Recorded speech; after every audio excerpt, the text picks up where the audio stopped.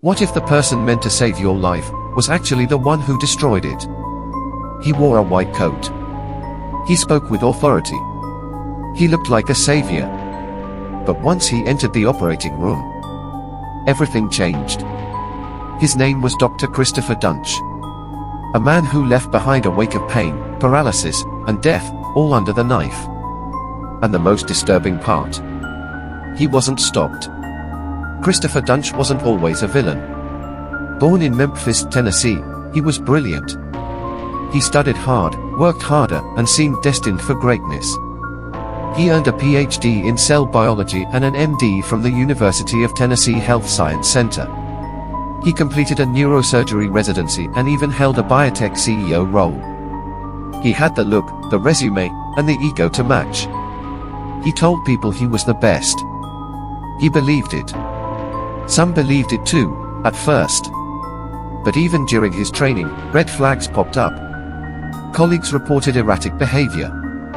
He boasted endlessly, sometimes slurring his words from the night before. Some claimed he was doing drugs during his residency. He'd show up to work high, hungover, and reckless. And yet, he kept climbing. Because in medicine, especially in prestigious hospitals, perception can be more powerful than reality. Duntsch eventually landed a coveted spot at Baylor Regional Medical Center in Plano, Texas. It was here that his illusion would finally begin to unravel.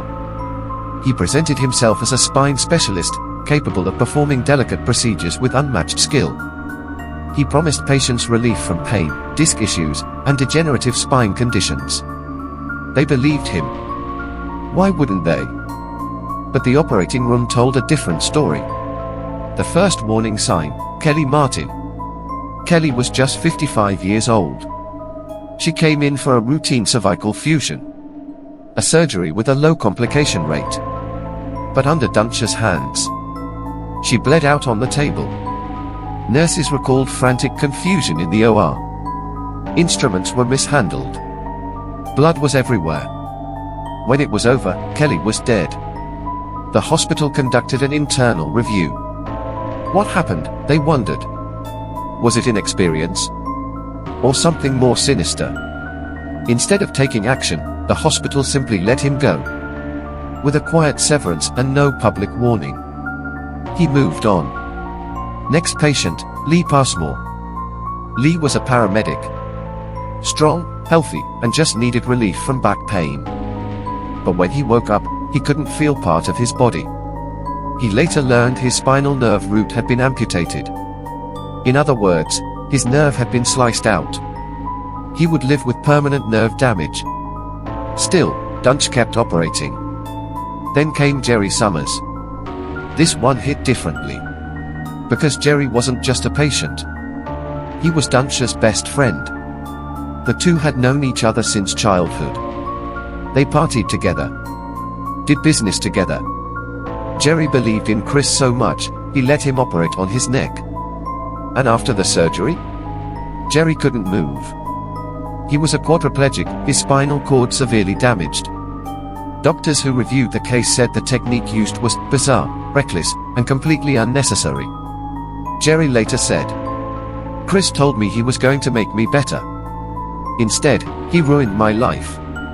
So why didn't anyone stop him? Because in the US medical system, doctors aren't easily reported. And hospitals, fearing lawsuits, often let bad doctors leave quietly. Each time Duntsch caused damage, the hospitals chose protection over patients. They let him resign, and he moved on to the next one. His resume still looked good. And so he kept getting hired. But the body count was growing. And someone, finally, was about to say, enough. By 2012, Dr. Christopher Duntsch had already left a trail of broken bodies in Dallas. But still, no medical board, no police, and no hospital had stopped him. He simply moved to a new clinic, Dallas Medical Center.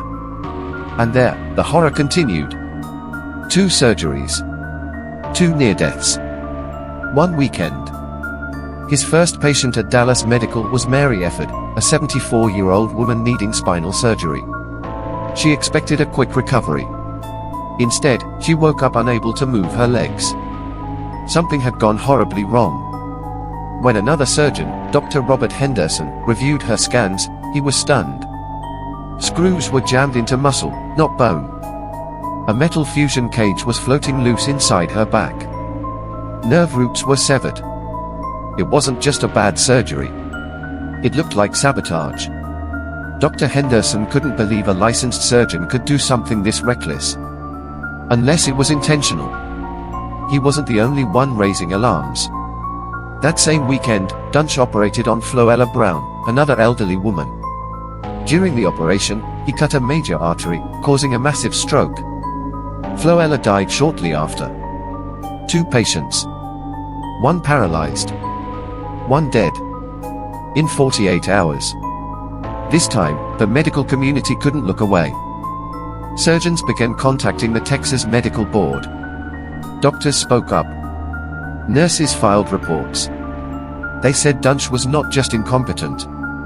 He was dangerous. But the disturbing and shocking news is, it still took months before he lost his license. Meanwhile, Duntsch didn't stop. He opened a private practice, still calling himself a neurosurgeon. Still taking consultations. Still planning more procedures. It took a Dallas County DA, Michelle Shugart, to finally bring charges. But there was a problem. How do you convict a doctor for murder when it happened in an operating room? There was no precedent. Surgeons make mistakes. Complications happen. But this wasn't a mistake. Michelle Shugart and her team built their case around one devastating pattern. He kept hurting people, again and again, and knew exactly what he was doing. They charged him with 5 counts of aggravated assault and 1 count of injury to an elderly person. No murder charge. But the evidence was damning. Former patients testified. Surgeons took the stand. And Duntsch? He claimed he did nothing wrong. He told the court, "I'm the best neurosurgeon in Dallas. They are all just jealous." But the jury didn't buy it. In 2017, Christopher Duntsch was sentenced to life in prison. When the courtroom doors finally closed behind Dr. Christopher Duntsch, the world breathed a sigh of relief. But the damage was already done. Dozens of lives had been shattered. Mothers, fathers, sons, and daughters went in for simple surgeries. And came out with severed nerves, destroyed spines, and lifelong trauma. Some never woke up again. And through it all, the system meant to protect patients had failed at every level. How could this happen? It's a question that still haunts the families who trusted him. Hospitals like Baylor Plano allowed Duntsch to resign quietly. Never alerting other hospitals, never warning future patients. Each time he was dismissed, he was free to pick up and start again.